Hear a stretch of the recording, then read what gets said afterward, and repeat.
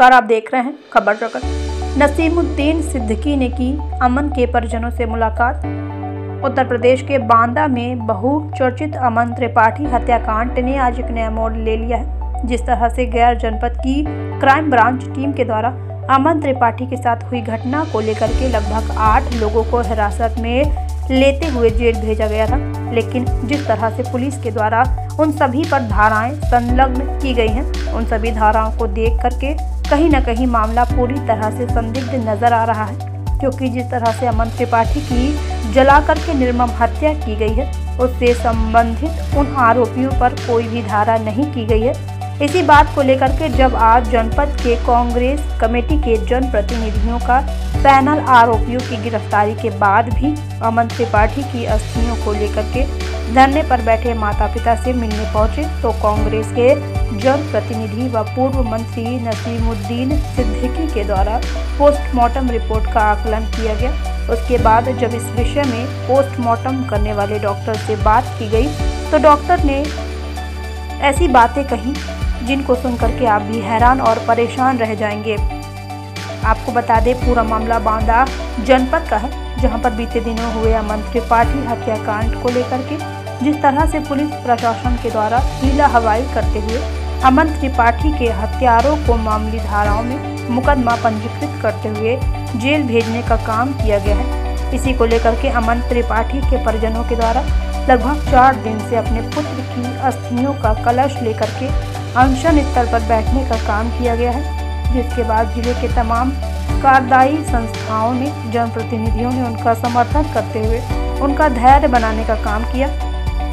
जिस तरह से आज उत्तर प्रदेश कांग्रेस कमेटी के पूर्व मंत्री व मीडिया कम्युनिकेशन के प्रदेश अध्यक्ष नसीमुद्दीन सिद्दीकी के द्वारा अपने जिले के जिला अध्यक्ष व पूर्व जिला अध्यक्ष राजेश दीक्षित के साथ अनशन स्थल पर पहुंच करके पीड़ित परिवार से मिलने का काम किया।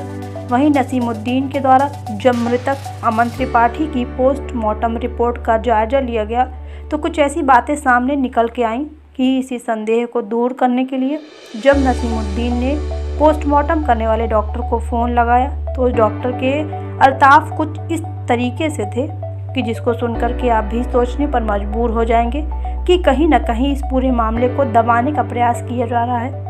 जानकारी देते हुए नसीमुद्दीन ने बताया कि जब मेरे द्वारा पोस्टमार्टम करने वाले डॉक्टर को फ़ोन किया गया, तो सबसे पहले तो उन डॉक्टर साहब के द्वारा मेरी किसी भी बात का जवाब नहीं दिया गया, लेकिन उनके बाद जब थोड़ी और बातें हुई, उनका कहना यह था कि मुझे गोली मरवा दीजिए या फिर फांसी में चढ़वा दीजिए, मैं इस विषय में कोई भी बात नहीं कर सकता हूँ।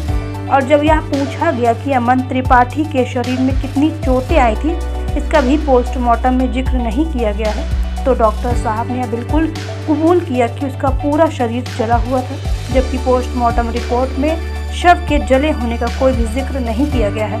इन्हीं सारी समस्याओं को लेकर के जिस तरह से कल महोबा जनपद में राष्ट्रीय महासचिव प्रियंका गांधी का दौरा है, उसमें मेरे द्वारा पहुँच करके प्रियंका जी से इस मामले में बात की जाएगी और हमारे पार्टी के सभी कार्यकर्ता या पदाधिकारी इस परिवार के सदैव साथ हैं। खबर जगत के लिए बांदा से दिलीप जैन की रिपोर्ट। आपने यहाँ अमन त्रिपाठी के परिजनों से मुलाकात किया है, कई सारी बातें सामने हैं, क्या क्या बातें आज हैं? देखिए, हमारा कर्तव्य है, हमारी ड्यूटी है कि शोकाकुल परिवार से मिल करके उसका दर्द तो हम नहीं दूर कर सकते, वो कमी तो पूरी नहीं कर सकते, लेकिन हम संवेदना व्यक्त कर सकते हैं।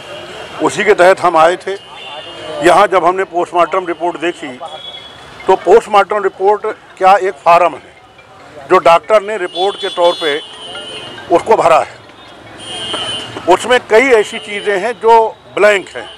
जैसे उन्होंने लिखा कि चोट कहाँ कहाँ पर है, तो अगर नहीं है तो उनको लिखना चाहिए कहीं नहीं, उन्होंने खाली छोड़ दिया। उन्होंने लिखा मरने का कारण क्या है, उन्होंने खाली छोड़ दिया। ऐसी 10-12 पॉइंट ऐसे हैं जो कि ब्लैंक हैं डॉक्टर की रिपोर्ट में। इस बात पे जब मैंने डॉक्टर को फ़ोन किया, श्री अतुल वर्मा जी को, और मैंने उनसे पूछा कि डॉक्टर साहब ये खाली क्यों छोड़ दिया है, बोले मुझसे अच्छा पोस्टमार्टम कोई नहीं कर सकता। मैंने कहा मैं अच्छा बुरा की बात ही नहीं कर रहा हूँ, मैं सिर्फ ये जानना चाह रहा हूँ कि फार्म आपका है, आपके विभाग का है, रिपोर्ट आपकी है, आपके विभाग की है, तो ये खाली क्यों छोड़ दिया? कहने लगे मुझे गोली मरवा दीजिए। मैं कमाल हो गया, मैं पूछ रहा हूँ जो आपने रिपोर्ट दी है खाली क्यों छोड़ा है?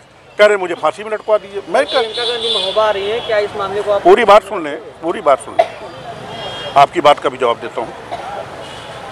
मैंने जब कहा उनसे तो कहने लगे वो जली हुई लाश थी। मैं उसमें क्या कर सकता था? अगर लाश जली हुई थी क्योंकि तो डॉक्टर की ड्यूटी नहीं है कि उसमें पोस्टमार्टम रिपोर्ट में लिखे कि लाश जली हुई थी, उसका आपने जिक्र क्यों नहीं किया? जो आप मुझसे कर, मेरे पास रिकॉर्ड है, जो भी डॉक्टर बोले हैं मैंने रिकॉर्ड किया है। वो मुझे डांट लगा रहा है डॉक्टर, आप जाके ये कीजिए, आप जाके ये कीजिए, आप जाके ये कहिए, जो बन सके कर लीजिए, चैलेंज दे रहा है। यानी एक प्रतिनिधि ये नहीं पूछ सकता कि डॉक्टर साहब ये फार्म खाली रखने का कारण क्या है।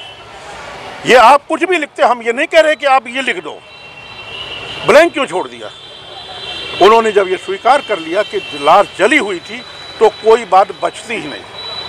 पोस्टमार्टम करने वाला डॉक्टर अगर कहता लाश जली हुई थी तो इसका मतलब हत्या की गई और जला करके उसको पानी में फेंक दिया। ये मेरे पास रिकॉर्ड है, डॉक्टर बोल रहा है कि लाश जली हुई थी।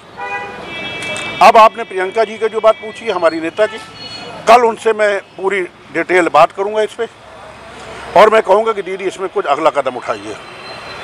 पूरी पार्टी, हमारे जिलाध्यक्ष जी हैं, हमारी महिला अध्यक्ष जी हैं, हमारे दूसरे साथी, हमारे पूर्व जिलाध्यक्ष जी हैं, पूरा हम लोग पूरी तरीके से मृतक परिवार के साथ न्याय दिलाने के लिए खड़े हुए।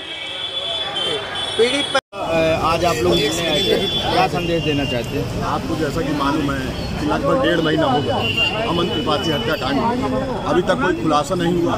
आज उनके माता पिता यहाँ पर अनशन में बैठे हुए हैं। हमारे साथ हमारे वरिष्ठ नेता पूर्व मंत्री नसीमुद्दीन सिद्दीकी जी आए हैं, उनके माता पिता से मिले हैं और ये आश्वासन दिया है कि जल्द ही इसका खुलासा किया जाएगा। जिस तरीके से परिवार प्रियंका गांधी की आस लगाए बैठा हुआ है, क्या कांग्रेस पार्टी या प्रियंका गांधी इस प्रकरण को अपने संज्ञान में लेंगी? पूरा मामला आज प्रियंका गांधी जी के सामने रखा जाएगा। इसके बाद कहीं ना कहीं माना जा रहा है कि प्रियंका बना सकती हैं, क्या बिल्कुल आ सकती हैं। पीड़िता के साथ बहुत गलत हो रहा है, न्याय नहीं मिल रहा। हमारी ये आदमी प्रियंका गांधी न्याय के लिए कांग्रेस कब तक इनकी मदद करी, कहाँ तक मदद करेगी? जब तक इनको न्याय नहीं मिल सकता।